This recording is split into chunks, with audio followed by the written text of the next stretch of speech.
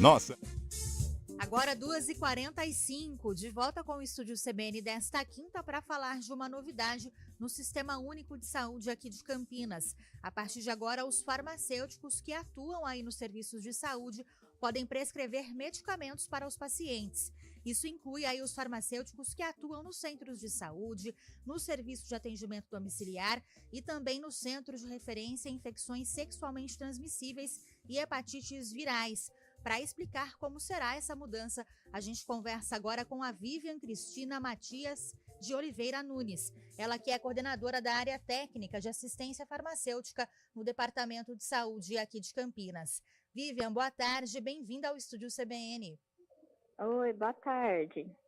Bom, Vivian, gostaria que você explicasse então, como será essa liberação, o que pode ser prescrito a partir de agora por esses farmacêuticos e também em quais situações? Os farmacêuticos, aqui na Secretaria de Saúde de Campinas, já fazem as consultas farmacêuticas, para os pacientes que eram os pacientes crônicos, para melhorar a adesão ao tratamento, e ajudar a equipe de saúde da família aí, junto com a equipe multidisciplinar, para melhorar a resolutividade dos casos. Agora, com o protocolo de prescrição farmacêutica, eles podem atuar também para sintomas que pacientes sentem, casos agudos de menor gravidade, que a gente considera problemas de saúde autolimitados, prescrevendo os medicamentos que são isentos de prescrição médica, para que o paciente também não vá comprar esses medicamentos na farmácia, não faça uma automedicação, e que ele possa ser bem orientado pelos nossos profissionais.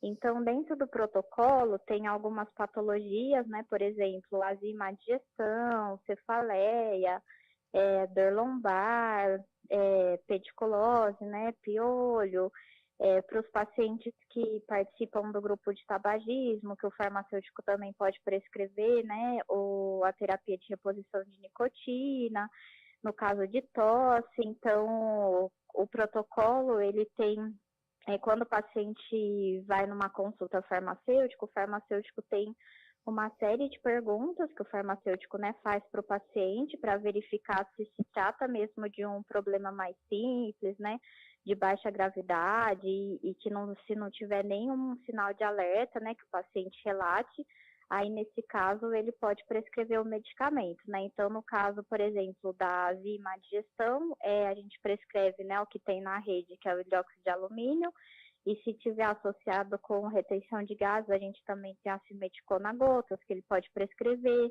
No caso de febre, cefaleia, dor lombar, eles podem prescrever dipirona, paracetamol, ibuprofeno. No caso de tosse, se for uma tosse de característica alérgica, a gente tem para prescrição loratadina, tanto comprimido quanto xarope, e desclorfeniramina, também tanto comprimido como xarope, e a gente tem o xarope de guaco, que é fitoterápico, que o farmacêutico também pode prescrever. E aí, no caso da pediculose, a gente tem a permetrina, loção capilar também, no caso do piolho. E no caso dos pacientes que participam dos nossos grupos de tabagismo, caso também o farmacêutico avalie que tem indicação, tudo, do uso da terapia de reposição de nicotina. E se o paciente não tiver nenhuma contraindicação para fazer o uso, aí o farmacêutico também pode prescrever, por exemplo, os adesivos de nicotina, desde que o paciente tenha parado de fumar, antes de começar com o adesivo. Ô Vivian, até sobre isso para a gente esclarecer para o nosso ouvinte, são casos que, entre aspas, são simples, São de atendimentos farmacêuticos.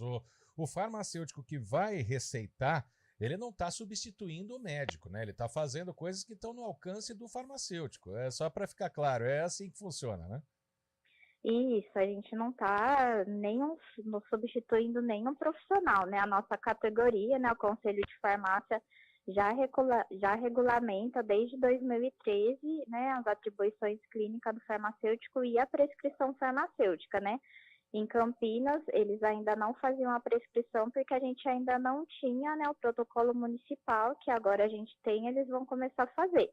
Mas no protocolo está tudo muito bem discriminado, que qualquer característica de alerta, né, sinal de alerta que o paciente relatar e apresentar, o farmacêutico não vai poder prescrever porque não vai se tratar de um problema de saúde autolimitado, né? Então ele vai ter que fazer encaminhamento para outro profissional.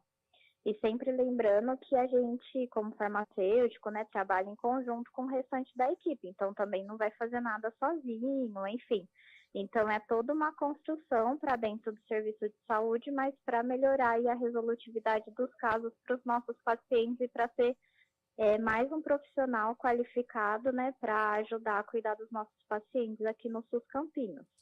Vivian, e você citou aí alguns desses medicamentos que podem agora ser prescritos, né, pelos farmacêuticos, entre eles remédios para azia, má digestão, febre, dor lombar, dor de cabeça também, né? São medicações aí realmente mais simples que muitas vezes o paciente já compra sem receita, se quiser comprar, mas que podem ser mal utilizados, né? Isso, com certeza. A gente tem, né, a Organização Mundial de Saúde tem vários dados de que a grande parte dos medicamentos, tanto prescritos como, né, de automedicação, gera muito impacto na saúde, porque os pacientes, né, fazem uso inadequado, principalmente com a automedicação. E muitas vezes o paciente não sabe que se automedicando, ao invés dele estar, né, se ajudando, ele está prejudicando, né? Então, tendo um olhar crítico de um profissional de saúde, ali do farmacêutico, né, atendendo aquele paciente, vendo se ele tem mesmo indicação do uso daquele medicamento, né? Se não vai interagir junto com outros medicamentos que ele já faz uso, é primordial para que a gente tenha um uso mais adequado dos medicamentos, né, e evite a automedicação e prejuízos à saúde do paciente. Então, visando qualificar o cuidado dos nossos usuários do SUS Campinas. Ô, Vivian, sobre os medicamentos de alto custo, né, que a gente sabe que tem tanta polêmica que muitas vezes tem que ir até a justiça para pegar. Nesse caso, muda alguma coisa? Então, os medicamentos de alto custo são do componente especializado da assistência farmacêutica, que está sob gestão estadual. Então, não faz parte do protocolo, né? A prefeitura não tem nenhuma gestão sobre a farmácia de alto custo, tá? O protocolo é o protocolo municipal, né, para os farmacêuticos que trabalham na Prefeitura de Campinas, que estão sob nossa gestão, e não tem nada a ver com a farmácia de alto custo. Agora, Vivian, em quais situações, né, vai acontecer essa prescrição por parte de um farmacêutico? Isso não substitui, no caso, uma consulta médica, né? Então, quando que o paciente vai receber esse tipo de prescrição?